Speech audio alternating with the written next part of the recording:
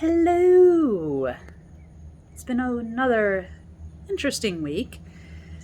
I got to apply to two companies that, quite honestly, I've been interested in working for since I was little. I mean, really little. And that just might seem odd for a little kid to want to work for certain companies in particular. But if you knew my family history, it'd make a little bit more sense. Sorry about all the shaking. I just ate, and when my system is still digesting and running low on sugar, that's what happens. I'm pretty sure it's not just me, but it is what it is, right? I didn't get hired by the companies, but I did get an interview with one of them, which is awesome. Because I did apply to that company before, about 2 years ago, and they said, "No, sorry," without giving me an interview. This time they gave me an interview. It's like, yes, I did something right. And there's another company that's in a similar trade as those other two that I'm seriously thinking about applying to. But more and more that I think about it, it'd be nice to do something where it is all fun and games. I know that doesn't really describe much, and at the same time describes too much. But, like, my major in college was theater studies, and I specialized with theater tech. So, backstage work, off-stage work, fun stuff. Well, I'm not saying that on stage isn't fun, but for every one of them, there's 4 techies. Unless it's a musical, and then there's even more. But I would like to write the play. Not saying that I know how. Not saying that it'd be earth-shattering, because that'd be a little arrogant of me to say so. However, I can say that it wouldn't be the normal story. Because, quite honestly, I look through things like Netflix, Amazon, Hulu, Disney Plus, all this entertainment. And I'm seeing a lot of the same stuff over and over and over again. Just with different names, different actors, different directors. A reimagining. But it's same old story, same old song and dance. Yes, that is a song reference. And quite honestly, I think the big production companies are afraid to do anything different. I look at small stuff, like if you look up Dust on YouTube,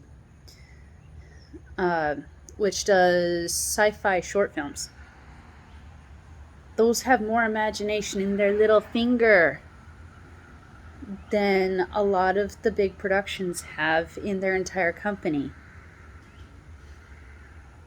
Yes, Disney's known for their imagination. However, it's gotten a little stale. I'm not dissing on Disney because I like Disney. I think they're great. And Universal, Warner Brothers, Paramount, Lionsgate, I think they're all really good at what they do. But telling stories isn't the same as making them fresh, making them new, making them something different, something unique, something nobody has seen before. Gene Roddenberry was eons farther in his imagination, and his creation is still fueling people's dreams. I mean, just think about it. Back on the original Star Trek, they had these little flip devices for a communicator.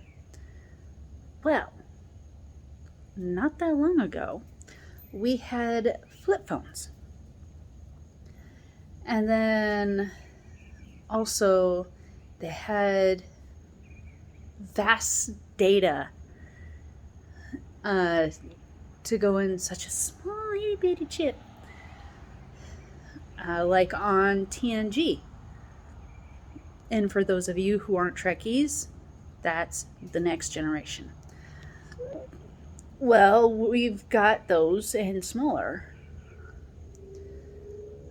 In Voyager, they had gel packs.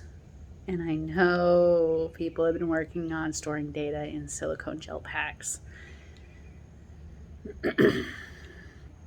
So, Gene Roddenberry going, what if, and making something completely different,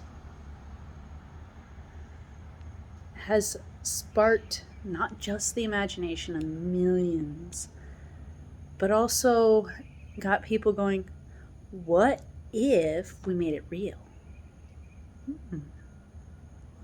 Or Isaac Asimov. Sorry.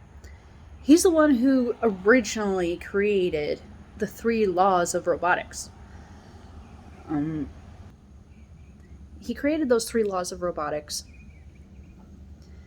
And he's the original person who imagined the Stargate, a way to travel between worlds light years apart.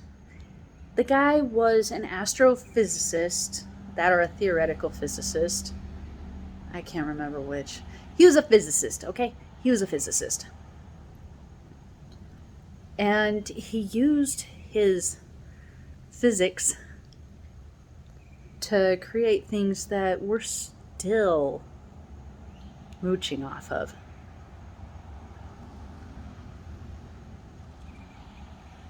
Alfred Hitchcock. Everybody knows his work. Everybody. You don't believe me? Psycho, The Birds, Rear Window, just to name a few. He's got phenomenal silent films also. I've seen a couple. And yes, even though he has the mouth of a sailor, Stephen King. He's got a phenomenal imagination. I can't say anything wrong about that. I wish that wasn't so much language, but hey, literary license, right? But sorry about that. My dog saw the neighbor. My dog saw the neighbor and had to announce it. And now he's announced it to the world.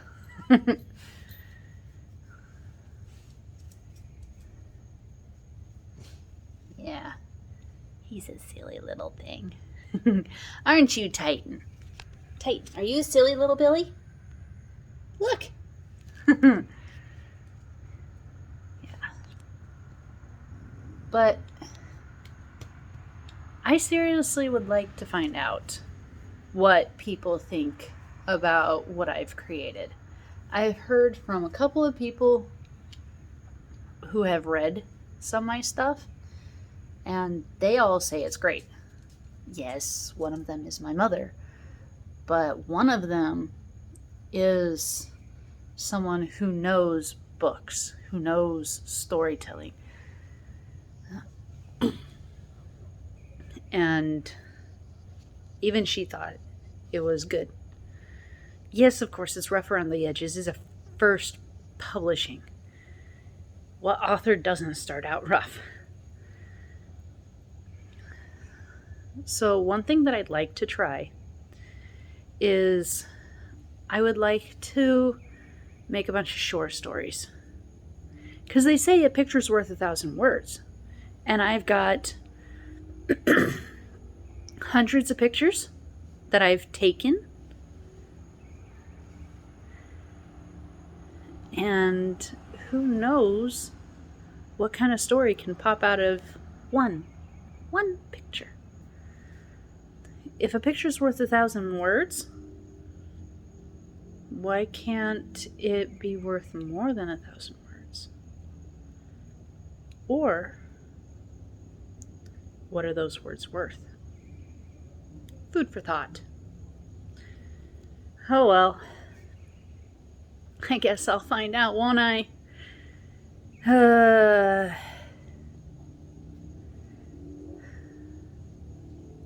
Either way, I'm going stir crazy.